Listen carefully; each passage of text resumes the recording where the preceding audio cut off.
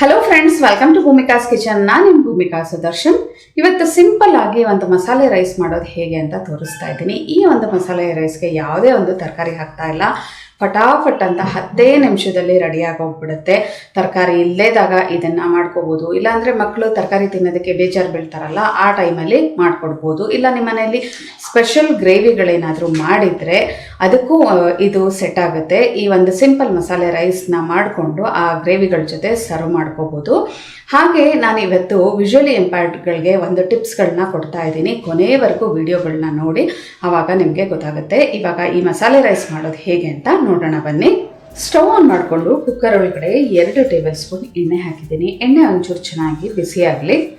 ಎಣ್ಣೆ ಒಂಚೂರು ಚೆನ್ನಾಗಿ ಬಿಸಿ ಆಗ್ತಿದೆ. ಹಾಗೆ ಚಕ್ಕೆ, ಲವಂಗ, ಏಲಕ್ಕಿ, ಮೊಗ್ಗು, ಸೋಂಪು, ಜೀರಿಗೆ, ಪಲಾವ್ ಎಲೆ ಎಲ್ಲ ಸ್ವಲ್ಪ ಹಾಕೊಂಡಿದ್ದೀನಿ. ಇದನ್ನು ಚೆನ್ನಾಗಿ ಮಿಕ್ಸ್ ಮಾಡ್ಕೊಳ್ತೀನಿ. ಈ ಮಸಾಲೆದು ಎಲ್ಲ ಒಳ್ಳೆ ಘಮ ಬರಬೇಕು, ಅಲ್ಲಿವರೆಗೂ ಫ್ರೈ ಮಾಡ್ಕೊಳ್ಳೋಣ. ಮಸಾಲೆ ಲೈಟಾಗಿ ಘಮ ಬಿಡೋಕ್ಕೆ ಶುರು ಆಗಿದೆ. ಇವಾಗ ಹಸಿಮೆಣಸಿನ್ಕಾಯಿ 3ರಿಂದ 4 ಉದ್ದುದ್ದ ಸೀಳ್ಬಿಟ್ಟು ಹಾಕೋಬೇಕು. ಜೊತೆಯಲ್ಲೇ ಒಂದು ದಪ್ಪ ಸೈಜ್ ಈರುಳ್ಳಿ ಉದ್ದುದ್ದ ಸ್ಲೈಸಸ್ ಥರ ಕಟ್ ಮಾಡ್ಕೊಂಡಿದ್ದೀನಿ. ಈರುಳ್ಳಿದು ಹಸಿ ಘಮ ಹೋಗೋವರೆಗೂ ಫ್ರೈ ಮಾಡ್ಕೊಳ್ತೀನಿ. ಈರುಳ್ಳಿ ಒಂಚೂರು ಸಾಫ್ಟ್ ಆಗ್ತಿದೆ. ಹಾಗೆ 1 ಟೇಬಲ್ ಸ್ಪೂನ್ ಶುಂಠಿ ಬೆಳ್ಳುಳ್ಳಿ ಪೇಸ್ಟು.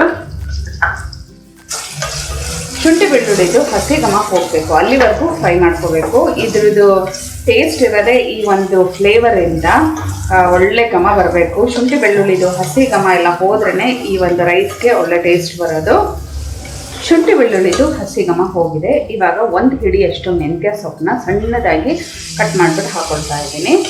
ಈ ಮೆಂತ್ಯ ಸೊಪ್ಪನ್ನ ಚೆನ್ನಾಗಿ ಫ್ರೈ ಮಾಡ್ಕೋಬೇಕು. ಅದರದ್ದು ಹಸಿ ಘಮ ಎಲ್ಲ ಹೋಗಿ ಈ ಕಸೂರಿ ಮೆಥಿ ಹಾಕಿದಾಗ ಹೇಗೆ ಘಮ ಬರುತ್ತೆ ಆ ಥರ ಬರಬೇಕು.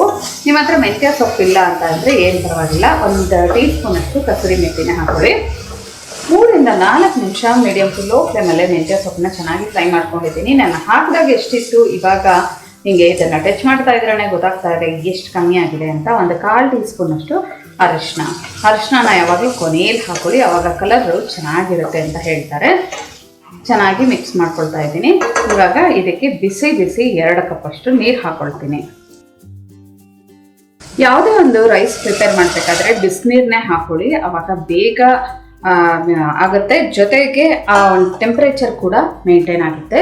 ರುಚಿಗೆ ತಕ್ಕಷ್ಟು ಉಪ್ಪು ಇವಾಗಲೇ ಹಾಕೊಳ್ತೀನಿ. ನೀರು ಹಾಕೊಂಡಾಗ್ಲೇ ಮಸಾಲ ಎಲ್ಲ ಚೆನ್ನಾಗಿ ಮಿಕ್ಸ್ ಮಾಡಿಕೊಂಡು ಇದು ಕುದಿ ಬರೋದಕ್ಕೆ ಬಿಟ್ಬಿಡ್ತೀನಿ. ಚೆನ್ನಾಗಿ ಕುದಿ ಬರ್ತಾ ಇದೆ. ಇವಾಗ 1 ಕಪ್ಪಷ್ಟು ಸೋನಾ ಮಸೂರಿ ಅಕ್ಕಿನ ಚೆನ್ನಾಗಿ ತೊಳೆದ್ಬಿಟ್ಟು 20 ನಿಮಿಷ ನೀರಲ್ಲಿ ನೆನೆಸಿಟ್ಟಿದ್ದೆ. ಈ ಸೋನಾ ಮಸೂರಿ ಅಕ್ಕಿ ಜಾಗದಲ್ಲಿ ನೀವು ಯಾವುದೇ ಒಂದು ಬಾಸುಮತಿ ಅಥವಾ ಬುಲೆಟ್ ರೈಸ್ ಯಾವ ರೈಸ್ ಬೇಕಾದರೂ ಹಾಕೋಬೋದು. ಆದರೆ ಅದಕ್ಕೆ ತಕ್ಕ ಹಾಗೆ ನೀವು ನೀರು ಹಾಕೋಬೇಕು. ಈ ಅಕ್ಕಿ ಹಾಕಿದ ನಂತರ ಒಂದ್ಸಲ ಚೆನ್ನಾಗಿ ಮಿಕ್ಸ್ ಮಾಡ್ತಾ ಇದ್ದೀನಿ. 1 ಟೇಬಲ್ ಸ್ಪೂನಷ್ಟು ಸಣ್ಣ ಕಟ್ ಮಾಡ್ಕೊಂಡಿರೋವಂಥ ಪುದೀನ ಸೊಪ್ಪು. ಇದು ಚೆನ್ನಾಗಿ ಕುದಿ ಬರಲಿ. ಕುದಿ ಬರ್ತಿದ್ದ ಹಾಗೆ ಲಿಡ್ ಕ್ಲೋಸ್ ಮಾಡೋಣ. ಚೆನ್ನಾಗಿ ಕುದಿ ಬರ್ತಾ ಇದೆ. ಈ ಟೈಮಲ್ಲಿ ಒಂದ್ಸಲ ಎಲ್ಲ ಚೆನ್ನಾಗಿ ಮಿಕ್ಸ್ ಮಾಡಿಕೊಂಡು ಟೇಸ್ಟ್ ನೋಡಬೇಕು, ಉಪ್ಪು ಖಾರ ಎಲ್ಲ ಕರೆಕ್ಟಾಗಿದೆಯಾ ಅಂತ ಅಂದ್ಬಿಟ್ಟು. ಇವಾಗ ಲಿಡ್ ಕ್ಲೋಸ್ ಮಾಡ್ಕೊಳ್ಳೋಣ. ಯಾರೇ ಒಬ್ಬರು ಬ್ಲೈಂಡ್ಗಳು ಅಡುಗೆ ಮಾಡಬೇಕಾದ್ರೆ ಕುಕ್ಕರಲ್ಲಿ ಏನೇ ಒಂದು ಪದಾರ್ಥ ಮಾಡಬೇಕಾದ್ರೂ ಕುಕ್ಕರ್ ಮುಚ್ಚೋದಕ್ಕಿಂತ ಮುಂಚೆ ಅದ್ರ ಮೇಲ್ಗಡೆ ಭಾಗ ಅಂದರೆ ಒಂದು ರಿಂಗ್ ಇರುತ್ತಲ್ಲ, ಅಲ್ಲಿ ಏನೋ ಅಕ್ಕಿ ಆಗಲಿ ಯಾವುದೇ ಒಂದು ಐಟಮು ಇರಬಾರ್ದು.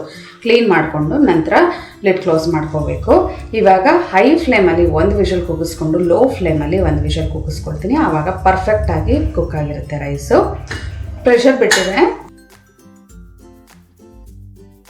ಒಂದು ಸ್ವಲ್ಪ ಈ ಥರ ಫೋರ್ಕಲ್ಲಿ ಮಿಕ್ಸ್ ಮಾಡ್ಕೊಳ್ಳೋಣ. ಇವಾಗ ಇದಕ್ಕೆ ನಿಂಬೆಹಣ್ಣಿನ ರಸ ಹಾಕೊಳ್ಳೋಣ. ಹುಳಿಗೆ ತಕ್ಕಷ್ಟು ನಿಂಬೆಹಣ್ಣಿನ ರಸ ಹಾಕ್ಕೊಳ್ಳಿ. ನಾನು ಇಲ್ಲಿ ಬರೀ ಒಂದು ಅರ್ಧ ಹೋಳು ಹಾಕ್ಕೊಳ್ತೀನಿ. ನಮ್ಗೆ ಒಂದು ಅರ್ಧ ಹೋಳು ಹಾಕಿದ್ರೆ ಸಾಕು. ಇವಾಗ ತುಪ್ಪದಲ್ಲಿ ಕರೆದಿರೋವಂಥ ಗೋಡಂಬಿ ಹಾಕ್ಕೊಳ್ತೀನಿ.